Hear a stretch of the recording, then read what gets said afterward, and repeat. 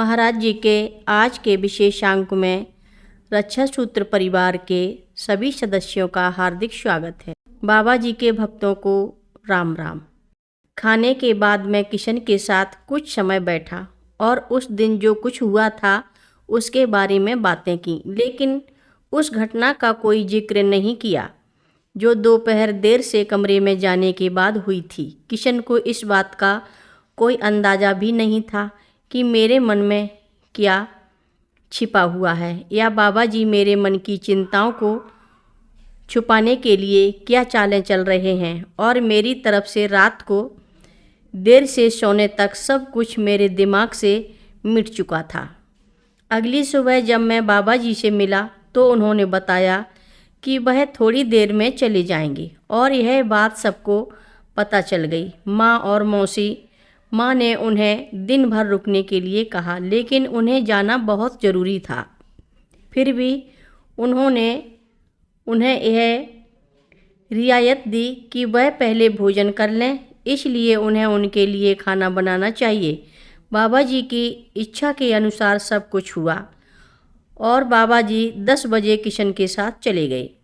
किसी को यह नहीं पता था कि बाबा जी क्यों आए थे और उन्होंने क्या पूरा किया। मुझे भी इसका कोई अंदाज़ा नहीं था जब तक कि बाबा जी जाने के 2 हफ्ते बाद तक हम अपनी सामान्य ज़िंदगी जी रहे थे। मैं रात के समय अपने अध्ययन में समय बिता रहा और देर रात जब सोने जाता तो उनकी खाट के सामने झुककर उन्हें प्रणाम करता और उनकी टांग पर हाथ फेरता, जैसा कि मेरी आदत थी।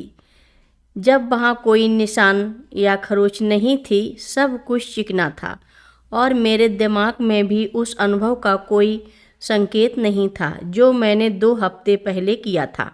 फिर एक रात खाट के सामने झुकने के बाद मैंने उसकी टांग पर हाथ फेरा और निशान को छुआ और खरोचों पर से हाथ गुजर गया। फोड़े का ख्याल फिर से एक झटके के साथ लौट आया। मैंने इसे बाबा जी के पैर के फोड़े के रूप में ही समझा। ऐसा सोचते हुए अचानक 2 हफ्ते पहले जो देखा था उसकी पूरी तस्वीर एक झटके में मेरे सामने आ गई। तो यह सचमुच उनके पैर पर फोड़ा था और ऐसा सोचने में मैं गलत नहीं था।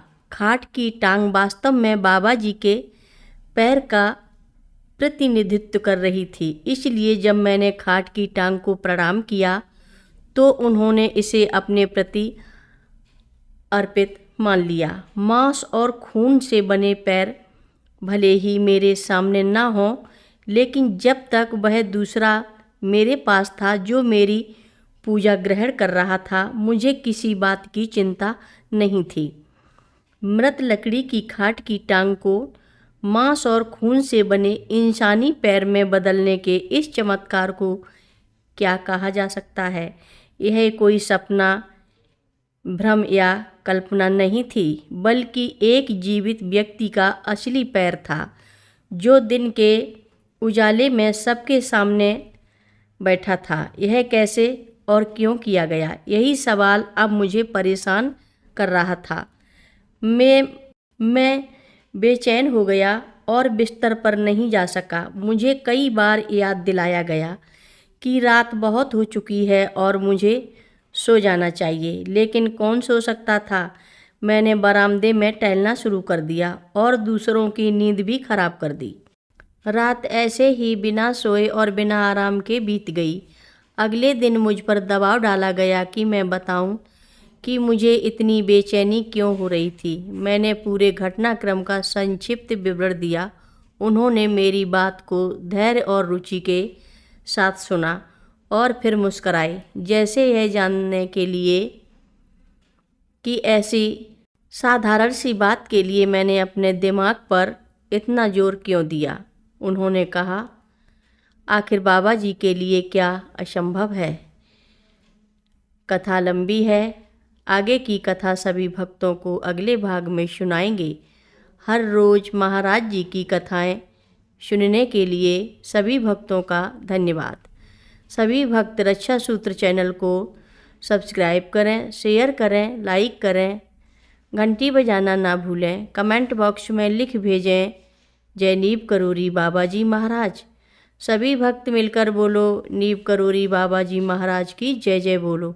सिद्धि माता की जय जय बोलो। जय श्री राम बोलो।